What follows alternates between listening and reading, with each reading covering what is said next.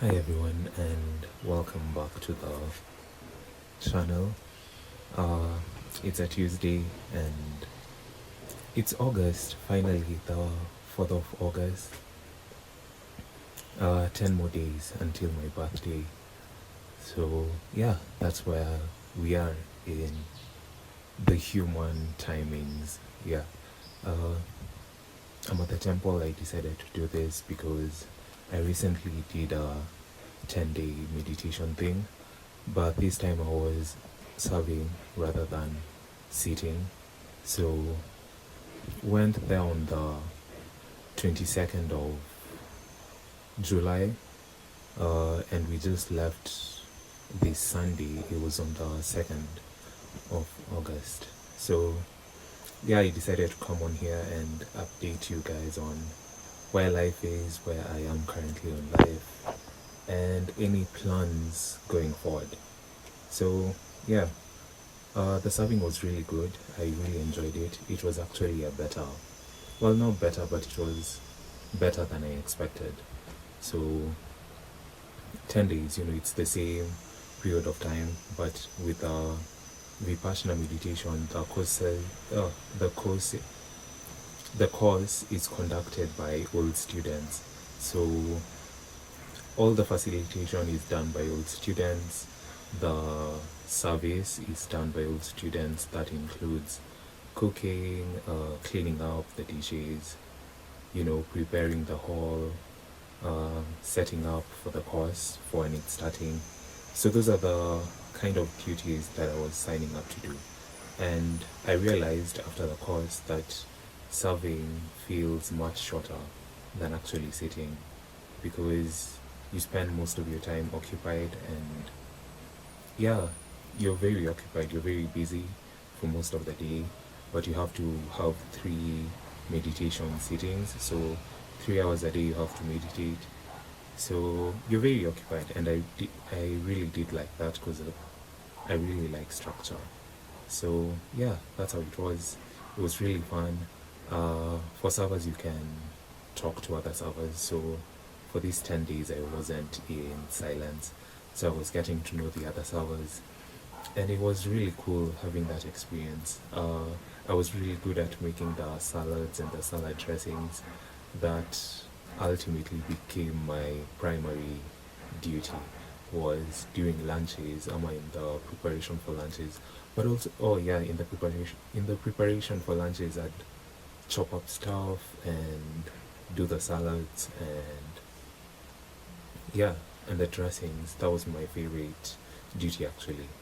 The dressings kept me very, upbeat, because you get to try out the thing that you've made and it's really good.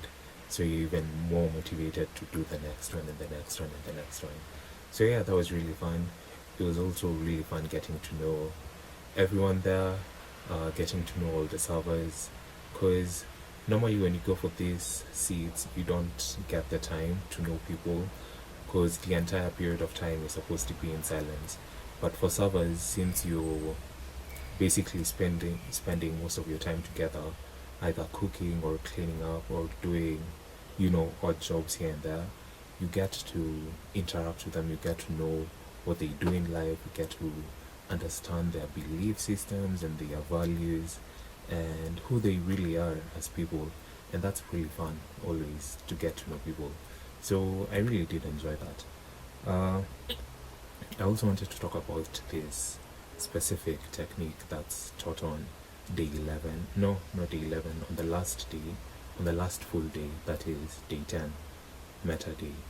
So the technique is taught each and every single course on the meta day, that's day 10, and it's called Metapana. It's also a technique of meditation, but it's taught on the last day. So it's all about, meta means love. So it's all about love, you know. Normally, when you're doing Vipassana, you're taught to observe sensations all around your body. And so there's normally subtle sensations, maybe vibrations flowing through your body, or tingly sensations all over. So you're taught to direct these tingly sensations, these nice sensations, towards people, that is toward everyone else. So it's basically may all beings be happy. So you're told to, you're taught to like expel all this good vibrational energy towards everyone, all the beings that are in the world.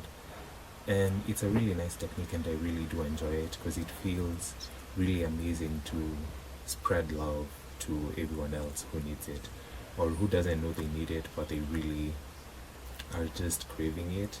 So having that technique of getting to, you know, pour out all this love that you may be feeling inside you, leaves you feeling very fulfilled, and leaves you feeling very positive, because this is the last day.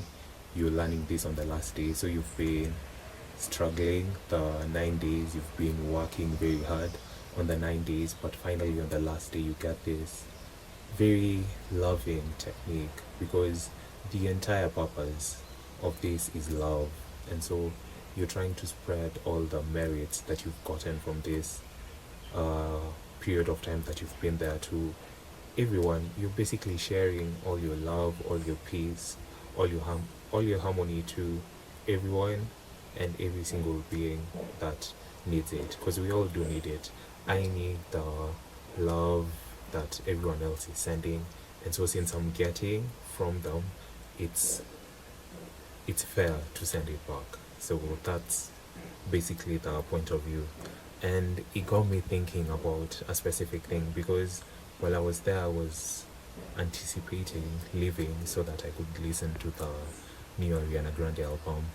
And I've been listening to it. It's obviously one of the greatest music I've ever listened to. It's Ariana Grande. There's no one better. But it's not a competition at the same time. It's really good music. I hope you get that. That's what I'm trying to say. So I was really anticipating listening to it, because when I was leaving to go for the meditation, I was ready to hear it, and the time it takes to drop it is you keep on expecting something, and this has exceeded my expectations, because we're getting back, not getting back, but we are getting even more music from her, which is crazy because she's so good at it. And the reason I was bringing this up is because I realized that with attention, what am I trying to say? With attention, and whatever you decide to give your attention to is also like practicing Metapana. So most of us, let me go through this. So yeah, with Metapana, because we all do get those subtle vibrations, the tingly sensations all over your body, and sometimes we don't realize that we might be projecting it to someone or to people around the world, because we are not conscious or aware about the process happening.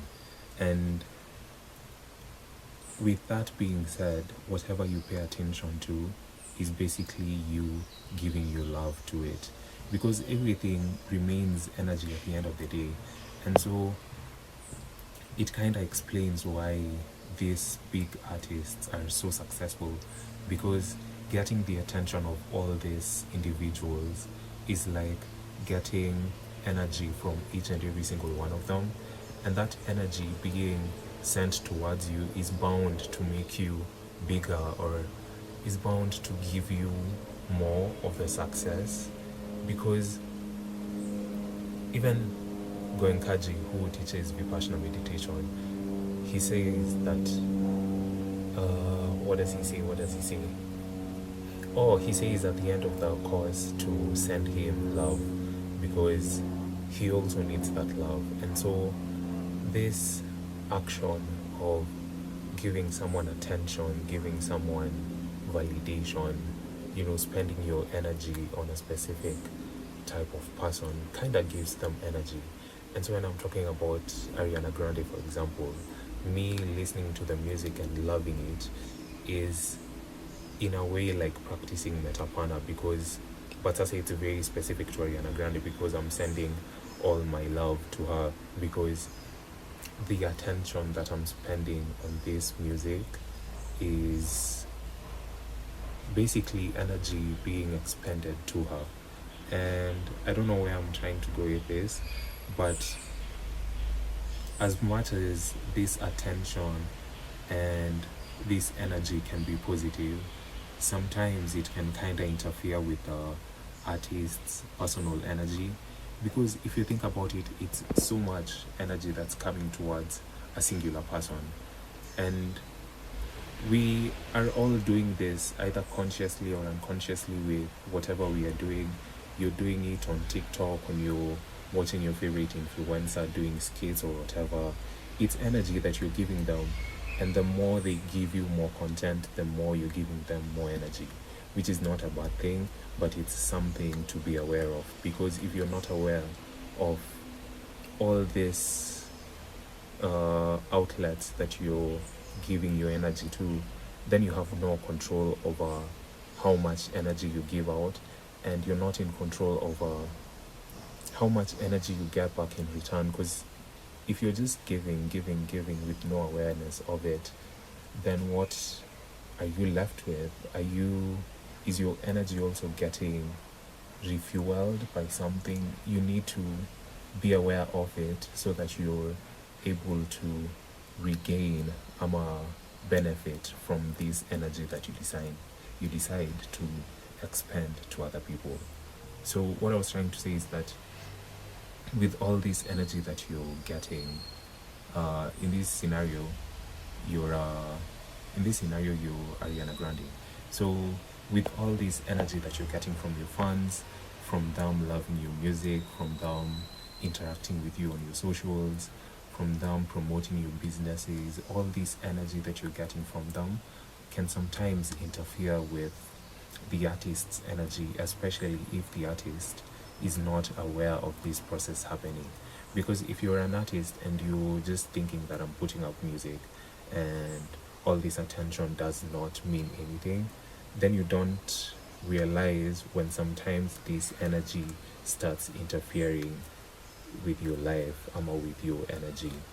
So yeah, maybe this may be wrong, but I feel like sometimes the negativity that fans have can also interfere with the artist's performance, the artist's expression of their art, because it's so much energy, it's all energy. And if you don't understand the process, if you have no awareness of this process happening, of you receiving so much and of you giving so much, then you don't get to be in control of it, and you'll always be influenced by whatever comes your way. So the learning point is that you should be very aware of the energy that you're putting out, the energy that you're getting back, and whatever you pay attention to, whatever you decide to focus on, let it be also beneficial to you. Because when I give my attention and energy to Ariana Grande, it fulfills me in the aspect that this music just kind of turns some keys. I don't know, it's like unlocking doors in your mind. So this music contains some keys that help me unlock certain doors in my mind. So that's the benefit I get from it, because it's not just about giving her accolades and ovations, because it's great music at the end of the day, but if it's not beneficial to you, then you're just expending energy on something that's not gonna give you any benefits. Oh, also with the energy, because you'd think that with age, more people, after experiencing more experiences, should get wiser into recognizing this process that is happening. But they don't, and then individuals get stuck in preconceived and pre-existing belief systems and become conforming in these systems without being able to like actually form their own value and belief systems, which kind of increases their suffering, because if you're constantly trying to fit into a specific role that has been laid out for you by society or by your parents or by anyone really, if you're trying to fit a specific role, that means you don't necessarily know who you are. And the work is trying to figure out who you are so that you can differentiate yourself from this role that's being ascribed to you. The point is not to fit the role that's being given to you.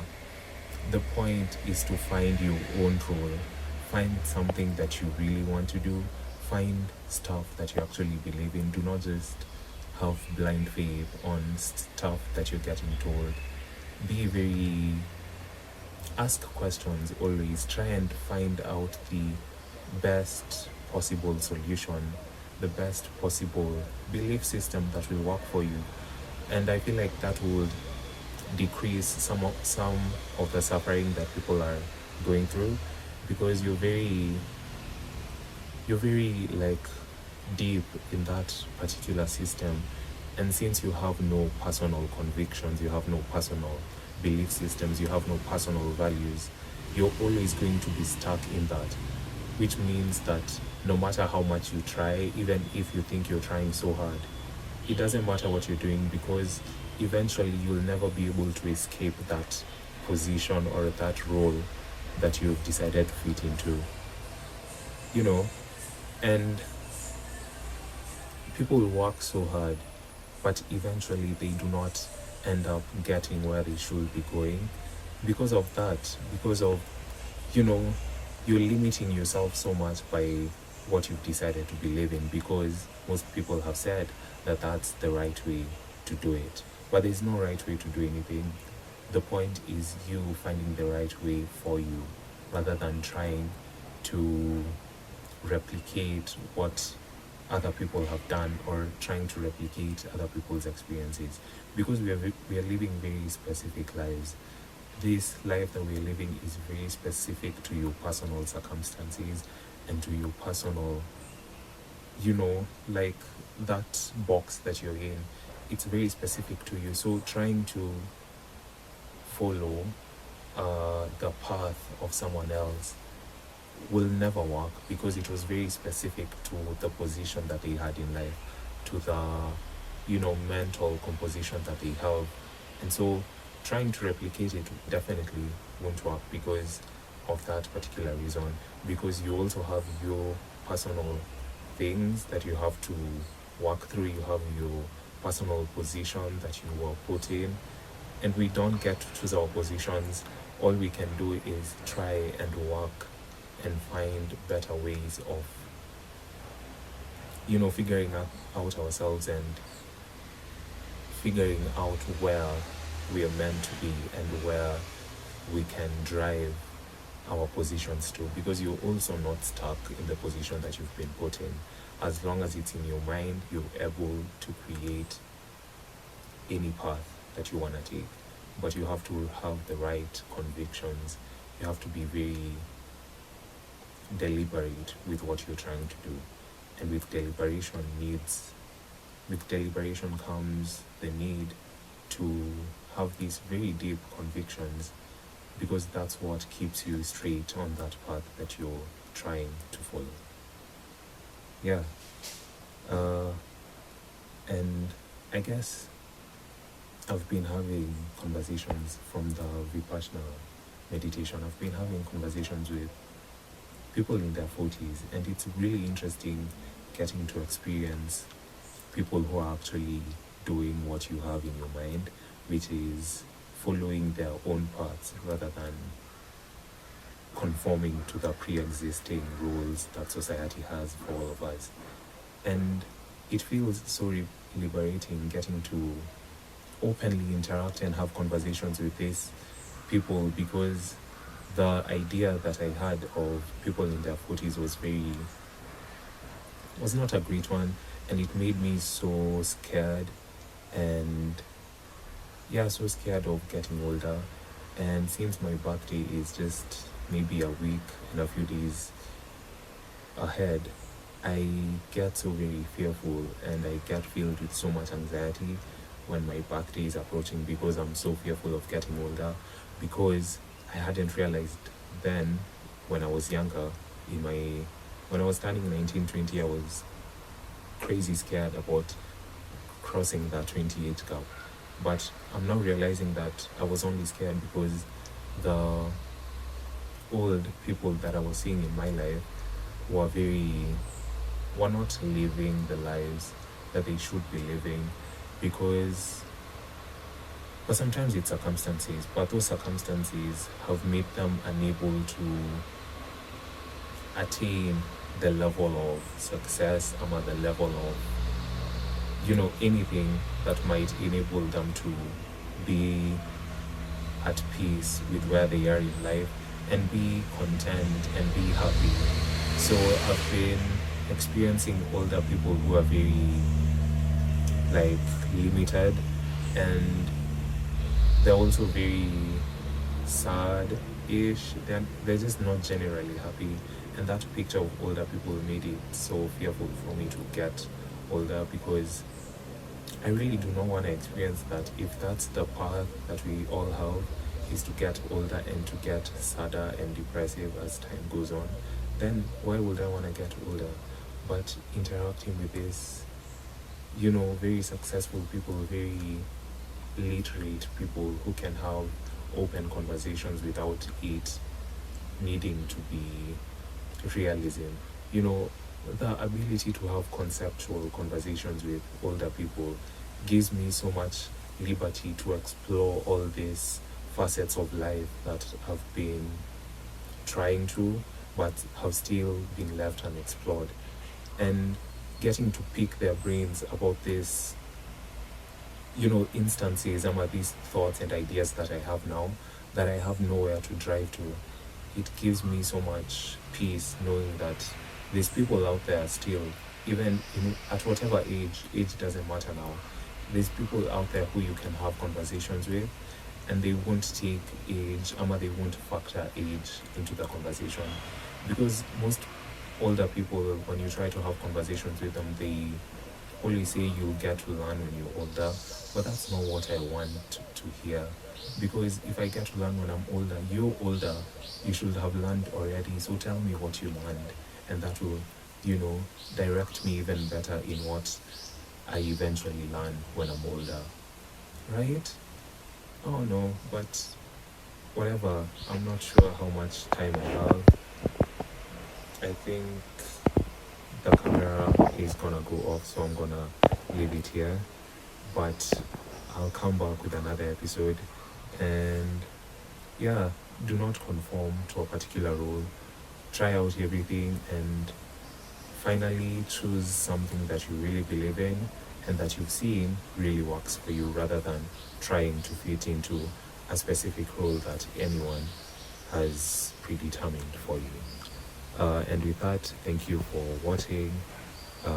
Like and subscribe, and we'll be right back whenever we are back. Goodbye.